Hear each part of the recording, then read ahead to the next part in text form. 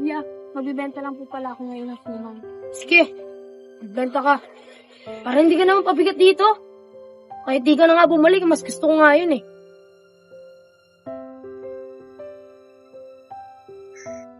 Nakakapagod. Suman pa ako. Ay, tataan pala ako kalama ko yun, no? Tol, sa tingin mo may pag-asa ko kay Rosalie? Siyempre naman, tol. Pogi-pogi mo kaya. Di nga, Tol. Bala ko sanang igala si Rosalie sa bayan eh. Madami kasi akong naani kahapon. Oo, tol. Pasado ka dyan kay Rosalie. Dapat nga yung mga ganyang bagay di na pinag-iisipan eh. Uy, tawag ka. Teka lang pre, tawag ako ni kuya. Bakit ya? Mamaya, pagtapos dyan ni Makoy, huwag niyo kalimutan magpakain ng manok. Aalis ako, pupunta ako sa bayan. Ah, sige kuya. Balik na ako dun. Marami pa kasi kaming inaani dun eh. Dito na ako. Oo nga pala, Tol. Anong sinabi ng kuya mo? Pero wag daw natin kalimutan pakainin yung manok. Pupunta daw kasi siyang bayan eh.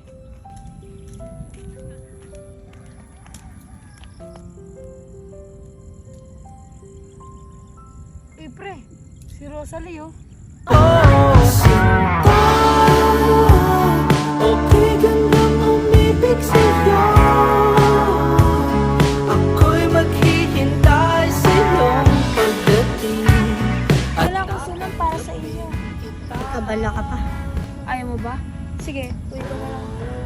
Uy, teka lang. Siyempre, gusto ko gawa mo eh. Teka, ba't may suman ka? Nagbabala kasi ako ngayon magtinda ng suman. Pritis ko na to sa inyo ah. Para sa susunod, sulit ko na kayo.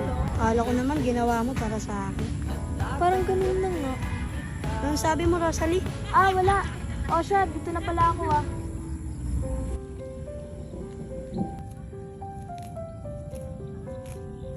Uy, pre!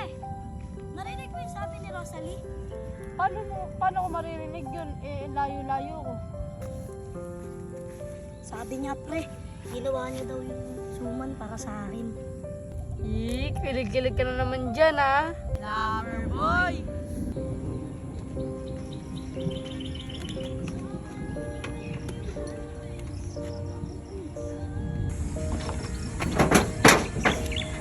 Ikaw, pabigat ka.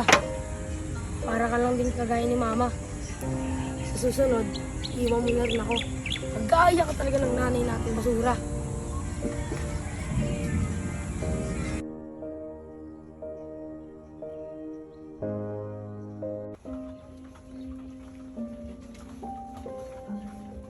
Marami kang inane. Akin na. Iya, sakto lang po ito eh. Ang date po sana namin ni Rosalie sa bayan. Tsaka minsan lang po ako mapunta sa bayan eh. Tigil ka. Amin na. Kulang pa nga yung pambili sa nilalaman mo dito eh.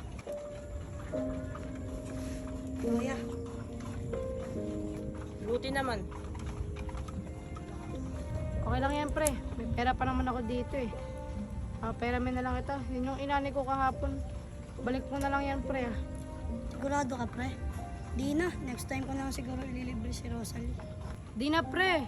May pera pa naman ako dito. Edit mo na lang si Rosalie. Sige pre, salamat pre ha.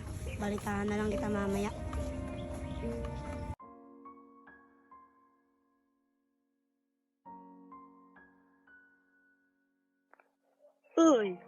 Uy, ikaw pala Makoy. Ba't ka andito? Siyempre, alam mo yung pinupuntahan kita pagtapos ng trabaho ko eh. Thank you nga pala sa suman ha. Ang sarap. Ba't ka nandito? Wala, nagpapahinga lang ako. Masama rin kasi pakiramdam ko ngayon. Bakit? Sinaktan ka na naman ba ng kuya mo? Oo eh. Ewan ko ba? Bakit ang init ang dugo ni Kuya sa akin? Parang gusto ko na lang nga lang sa Maynila magtrabaho eh. Sa Maynila? E di sa Maynila ka na rin mag-aaral. Alam mo bang mahirap sa Maynila kaysa dito?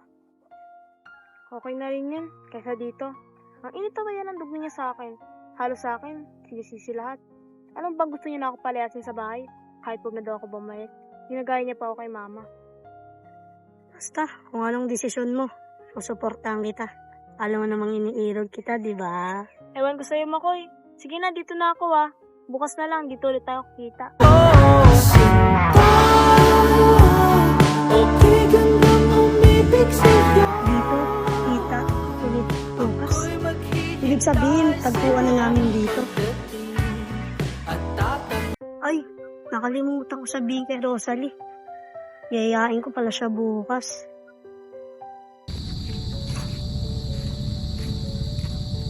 Kuya, lasing ka. Kala ko ba pang budget natin yan bukas? Bakit? Ang lakas ng loob mo ako sabihan ng ganyan ah. Wala kang pakialam.